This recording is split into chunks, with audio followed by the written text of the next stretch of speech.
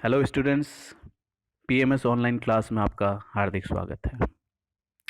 तो स्टूडेंट्स, आज हम क्लास 12 के इंग्लिश सब्जेक्ट के बारे में कुछ सीखेंगे। जैसे कि 11th में और 10th तक हमने देखा है कि ग्रामर पढ़ते आए हैं, लेकिन 12th क्लास में आते ही ग्रामर का जो पोर्शन है वो पूरी तरीके से हट जाएगा और वहाँ पर जो नया आएगा पोर्शन वो आएगा आपके राइटिंग पोर्शन। राइटिंग पोर्शन हालांकि थोड़ा सा टिपिकल है, लेकिन हम अच्छे से अगर तैयारी करके जाए तो बहुत बहुत इजी हो सकता है। राइटिंग पोर्शन 12th क्लास में 25 मार्क्स कैरी करेगा और 25 मार्क्स में से जो आज हम टॉपिक करेंगे वो 4 मार्क्स कैरी करेगा। और जो टॉपिक हम आज करेंगे वो टॉपिक है नोटिस राइटिंग।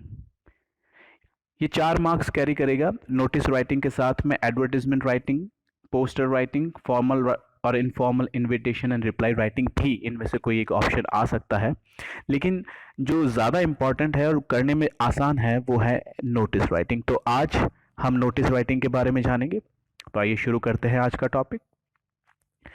नोटिस राइटिंग करते समय हमको जो बात सबसे ज़्यादा दिमाग में रखनी है वो होगा उसका फॉर्मेट। जब तक कि आप फॉर्मेट को अच्छे से नहीं समझ लेते आप नोटिस नहीं कर पाएंगे। नोटिस और सारे के सारे राइटिंग के जो पोर्शन है वो फॉर्मेट पे बहुत ज़्यादा डिपेंड करता है। तो आज हम नोटिस का फॉर्मेट देखते हैं। नोटिस के फॉर्मेट में सबसे पहले, जैसे कि आप ऊपर देख सकते हैं, नेम ऑफ द इंस्टीट्यूशन, ये हमको लिखना है। नेम ऑफ द इंस्टीट्यूशन यानी कि नोटिस कहाँ पर चिपकाया जाएगा, नोटिस कहाँ के लिए बन रहा है। जैसे कि हमारे कोर्स में स्कूल्स के ही नोटिस होंगे, तो सबसे पहले हमको स्कूल का नाम लिखना पड़ेगा, government senior secondary school Jodhpur या किसी और शहर का नाम। उसके बाद में जो दूसरी जगह, या यूं कहे कि सेकंड लाइन में जो लिखना है वो है बड़े बड़े कैपिटल लेटर्स में लिखना है हमको नोटिस, NOTICE। चाहे कोई भी नोटिस आ जाए यहाँ पर हमको नोटिस का नोटिस ही लिखना है। फिर हमको तीसरी लाइन में, याद रखिएगा, बाईं तरफ डेट लिखनी है। जो भी डेट, जिस भी डेट को ये नोटिस इश्यू हुआ है वो डेट हम यहाँ पर लिखेंगे। और फिर चौथी लाइन में हेडिंग लिखेंगे, यानी कि जो नोटिस हम लिख रहे हैं किस विषय पे लिख रहे हैं, सब्जेक्ट किस विषय पे लिख रहे हैं, वो हम यहाँ पर लिखेंगे हेडिंग। उसके बाद में जो कंटेंट है चौथे नंबर पे वो हमको लिखना पड़ेगा। कंटेंट का मतलब है कि विषय वस्तु। कंटेंट जो है थोड़ा लेंथी होता है, 3 to 4 लाइंस में आपको कंटेंट लिखना पड़ेगा। कंटेंट जो है सीधा का सीधा इस हेडिंग से रिलेटेड होगा, यानी कि जो विषय वस्तु है वो बिल्कुल विषय से रिलेटेड होगी, जो हम आगे डिस्कस करेंगे। कंटेंट में जो जो बातें ध्यान रखने योग्य है वो यहाँ पर देखिए इस पूरे फॉर्मेट में लिखा है, आपको समझने में बड़ी आसानी रहेगी। जैसे कि लिखा है कि पर्पस ऑफ द नोटिस, जो नोटिस आप चिपका रहे हैं अपने बोर्ड पे, नोटिस बोर्ड पे, उसका पर्पस क्या है। हो सकता है कि वो ब्लड डोनेशन कैंप से रिलेटेड हो, independence day, republic day, Gandhi Jayanti, tree plantation programme या किसी भी प्रकार का। जब आप नोटिस लिख रहे हो तो उसमें डेट, टाइम और इवेंट, ये चीज़ें आनी बहुत ज़्यादा ज़रूरी है कि किस डेट को वो पर्टिकुलर प्रोग्राम होगा, कितने बजे होगा। और उसके बाद में प्लेस ऑफ द इवेंट, जैसे कि हालांकि आप देख सकते हैं कि प्लेस हमेशा स्कूल का होगा, लेकिन उसमें एक और लाइन ऐड करने के लिए हम उस प्लेस में स्कूल के किसी ऑडिटोरियम या किसी हॉल का नाम लिख सकते हैं, गांधी हॉल, अल्बर्ट हॉल, ऐसे। उसके बाद में अगर और भी कोई नेसेसरी डिटेल्स हो जो आपको लगे कि उस नोटिस में आना ज़रूरी है तो आप लिख सकते हैं। पर्सन टू कॉन्टैक्ट, यानी कि अगर इंडिपेंडेंस डे या किसी भी प्रकार का फंक्शन हो रहा है और आप इसमें किसी तरीके से पार्टिसिपेट करना चाहते हैं तो किससे कांटेक्ट करें, वो सबसे नीचे दिया होगा, जहां पर आप नेम और साइन दोनों लिखेंगे। जैसे कि नोटिस इश्यू करने वाली अथॉरिटी जो है स्कूल, और जो नोटिस इश्यू करने वाला है वो प्रिंसिपल हो सकता है, सेक्रेटरी हो सकता है या कोई भी और हो सकता है। तो वहाँ पर हम नीचे उसका नाम और उसके साथ हम उसका डेजिग्नेशन यानी कि पद नाम भी लिखेंगे। तो ये है नोटिस का फॉर्मेट। अब एक हम एग्जाम्पल पे नज़र डाल लेते हैं कि किस तरीके से जो मैंने फॉर्मेट बताया उसके अकॉर्डिंग हम कैसे उसको अटेम्प्ट करेंगे।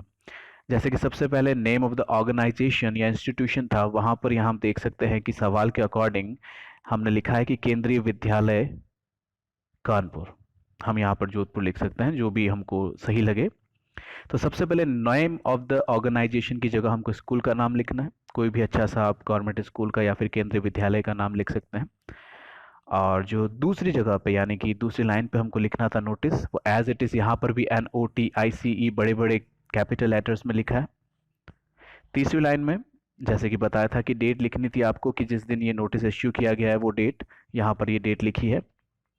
और चौथी लाइन में ड्राइंग एंड पेंटिंग कंपटीशन, ये बड़े बड़े कैपिटल लेटर्स में लिखे हुए हैं। यानी कि यहाँ पर हेडिंग सब्जेक्ट से रिलेटेड है कि जो सब्जेक्ट है वही हमने यहाँ पर हेडिंग लिखी है कि ये ड्राइंग और पेंटिंग कंपटीशन के लिए नोटिस जो है अपने स्कूल के बोर्ड पे चिपकाया जा रहा है। फिर बात आती है कंटेंट की, जिसमें वो पर्टिकुलर चीज़ें, नेम, डेट वगैरह, वेन्यू वगैरह, पर्पस वगैरह जो हमको लिखना था, ये हम देख रहे हैं कि our school is going to conduct a drawing and painting competition on 20th October 2019 at 11 a.m. in the school auditorium on the theme Green Earth, Clean Earth. Interested students may participate in it by giving their names to the drawing teacher latest by 19th September 2019. Drawing sheets will be provided by the school. Anupam, head boy.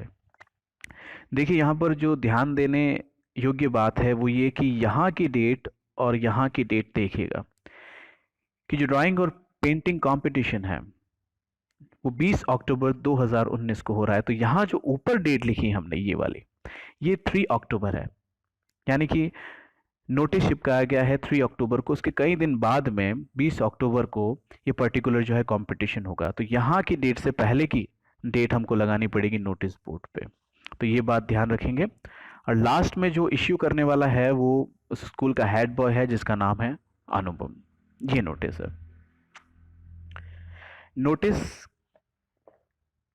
4 marks का है, उसका weightage कहाँ कहाँ पर कितना है वो हम यहाँ पर थोड़ा सा समझ लेते हैं कि अगर आप नोटिस का फॉर्मेट सही करके जाते हो, यानी कि नेम ऑफ द इंस्टीट्यूशन और जो फॉर्मेट था नोटिस, डेट वगैरह, टाइटल वगैरह और कंटेंट, उसको सही तरीके से अगर आप एडजस्ट करके आते हो तो आपको उसके 1 मार्क्स मिलेंगे। अगर आपका कंटेंट सही नहीं भी रहा तो आपको 1 मार्क्स सिर्फ और सिर्फ फॉर्मेट का मिलेगा।